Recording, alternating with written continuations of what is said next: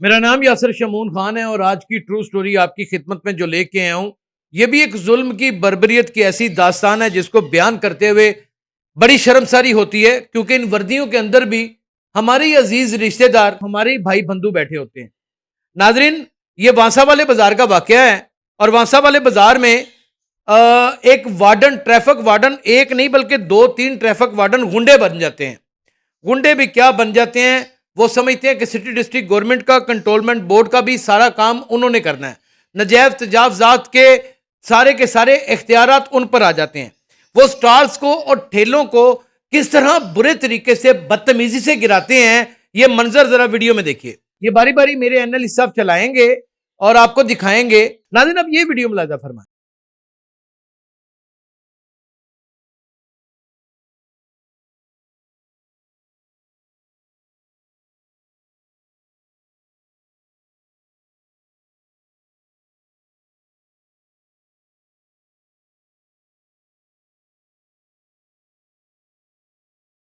ناظرین، ان ویڈیوز کو دیکھنے کے بعد آپ اس چیز کا تو مکمل طور پہ یقین رکھ سکتے ہیں کہ یہاں پر قانون صرف اور صرف جو ہے وہ غریب پر لاگو ہوتا ہے، بلکہ قانون کیا لاگو ہوتا ہے کہ قانون شکنی بھی غریب کے ساتھ کی جاتی ہے۔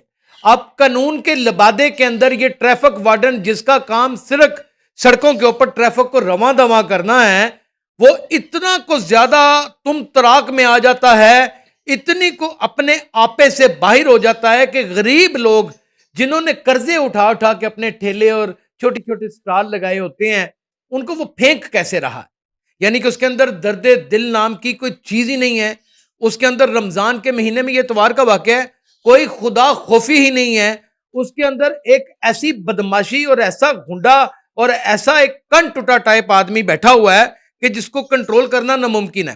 میں نے آپ سے بارہا ذکر کیا کہ آپ سب انسپیکٹر رینک سے اوپر چلے جائیں نا، ایس ایچ او لیول پہ بھی چلے جائیں، آپ ڈی ایس پی لیول پہ چلے جائیں، آپ اے ایس پی لیول پہ چلے جائیں، آپ S D P O level پہ چلے جائیں جو تعینات ہوئے ہوتے ہیں، آپ ایس پی لیول پہ چلے جائیں، آپ ایس ایس پی لیول پہ چلے جائیں، آپ ڈی آئی جی لیول پہ چلے جائیں، آپ سی ٹی او کے لیول پہ چلے جائیں، آپ سی سی پی او کے لیول پہ چلے جائیں، آپ پائی جی کے لیول پہ چلے جائیں، کوئی کسی سے بدتمیزی نہیں کرتا۔ آپ ایک تجربہ کر لیں، ان کے دفاتر میں جائیں، 15-20 منٹ یا آدھا گھنٹہ باہر بیٹھیں، آپ کو اندر بلا لیا جائے گا، بڑی عزت احترام کے ساتھ آپ کی بات بھی سنی جائے گی اور آپ کا کام بھی کر دیا جائے گا۔ یہ صرف جو سب انسپیکٹر سے نیچے کا طبقہ ہے نا، جسے نکا تھانے دار کہتے ہیں۔ اور مجھے افسوس یہ کہ آپ کا اگر میں بید کھول دوں نا تو میں یہ کھولنا نہیں چاہتا یار، آپ کے لیے بڑی انسلٹ ہو جائے گی۔ ٹریفک وارڈنس میں نے آپ کے لیے بڑے حق میں پروگرام کیے ہوئے ہیں، میں نے بڑے حق میں پروگرام کیے ہوئے ہیں۔ چودھری پرویز لائی نے آپ کو ایک مکمل پولیس افیسر کا رینک دلوانا تھا جو ابھی نہیں ملا آپ کو۔ میں یہ اندر کی باتیں نہیں کھولنا چاہتا۔ کیوں ظلم کر رہے ہیں لوگوں کے ساتھ؟ کس نے حق دیا ہے آپ کو؟ یہ اتنی، یعنی کہ ہاؤ ڈر یو، تم ہوتے کون ہو کہ کسی کی اس طرح محنت مزدوری کی کمائے ہوئے ٹھیلے، اس کی محنت مزدوری کی کمائی ہوئی ایک راس ایسے زمین پہ پھینکتے چلے جاؤ؟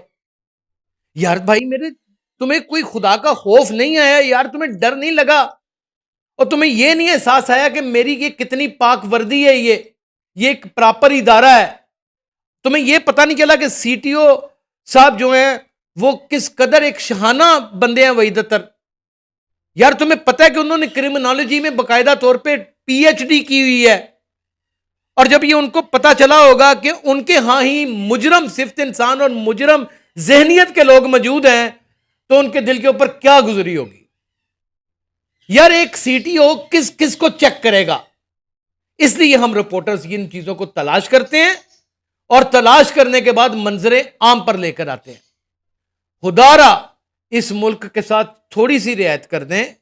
یہاں پہ جو لوگ زندہ ہیں، جو زندگی کے نام پر سانس لے رہے ہیں، اندر سانس کھینچتے ہیں اور باہر کھینچتے ہیں اور اسی کو زندگی کہتے ہیں، اس کے علاوہ ان کے پاس کوئی سہولت نہیں ہے۔ اور یہ بھی قدرت کی طرف سے ہے کہ ہوا چلتی ہے، آکسیجن ملتی ہے، سانس اندر جاتا ہے اور سانس باہر آ جاتا ہے۔ کسی حکومت کی جانب سے کوئی فیور نہیں ہے، کوئی فیور نہیں ہے۔ یہ بھوکے غریب ندار لوگ ہیں، اور رمضان المبارک کے مہینے میں ان کو معافی بھی نہیں دی۔ یار آپ ان کو وارننگ دیتے، اگر وارننگ کے اوپر وہ پورا نہ اترتے، آپ ان کے اوپر استغاثہ کر دیتے۔ آپ استغاثہ دیتے ہیں، متعلقہ پولیس ان کو اٹھا لیتی، اور استغاثہ دینے کا بھی نجائز تجاوزات کا آپ کے پاس اختیار ہی نہیں ہے، یہ اختیار تو اس کے ٹی ایم او کے پاس ہے اس علاقے کے۔ آپ کو کس نے کہا کہ آپ اس طرح بدماشی کے ساتھ ایسے ٹھیلے پھینکیں، آپ یہ چیزیں پھینکیں لوگوں کی؟ یار یعنی کہ یہ کر کے آپ کو کیا روحانی تسکین ملی ہے، آپ کو کیا اندر ہی اندر سکون ملا ہے؟ مجھے یہ بتا دیجئے۔ وہ بس قد کاٹھی بڑی لگتی ہوگی، لگتا ہوگا یار میں وردی پائی دیے، میں تھندار ہاں، اوے میں تھندار ہاں۔ اور دکھ کی بات، آج میں آپ کو ایک بات بتاؤں، دکھ کی بات، جس محلے میں تھانے دار رہتا ہو نا، اس کی بیوی کو تھانے دار نہیں کر کے ساری خواتین بلاتی ہیں، اے تھانے دار نہیں دا گھر ہے، اے تھانے دار نہیں دا گھر ہے۔ پتہ آپ کو اس بات کا؟ یہاں پر ہی پولیسنگ کا جو مین مقصد ہے نا وہ فوت ہو جاتا ہے، کیونکہ مائنڈ سیٹ بن چکا ہے، مائنڈ سیٹ بن چکا ہے۔ یار آپ کے حق میں پروگرام کرتے ہیں، آپ کو سچا ثابت کرنے کے لیے اپنے بندوں کو جھوٹا ثابت کر دیتے ہیں یار، لیکن جو آپ کی غلطیاں ان کو نظر انداز نہیں کر سکتا، میں صرفہ نظر نہیں کر سکتا۔ میری جناب وحید اطہر صاحب سی ٹی او لاہور ہیں، ایک شاہانہ پولیس افسر ہیں، اللہ تعالیٰ نے ان کو اتنی ذہانت سے نوازا ہوا ہے، دلیر بہادر نڈر پولیس افسر ہیں۔ میری ان سے درخواست ہے، میری ڈی اے جی ٹریفک سے درخواست ہے، خدا را اس کے اوپر ایسا ایکشن لیں کہ ادارے کے اندر ایک مثال قائم ہو جائے، ادارے کے اندر کم و بیش اور کچھ نہیں تو ایک ایسا واقعہ رقم کر دیں کہ کوئی بھی ٹریفک وارڈن ایسی حرکت کرنے سے پہلے بارہا سوچے کہ یہ ہمارے ساتھ بنے گا کیا۔ ان لوگوں کا نقصان میرے دل کے اوپر جس طرح گزرا ہے نا، یہ میں آپ کو بیان نہیں کر سکتا۔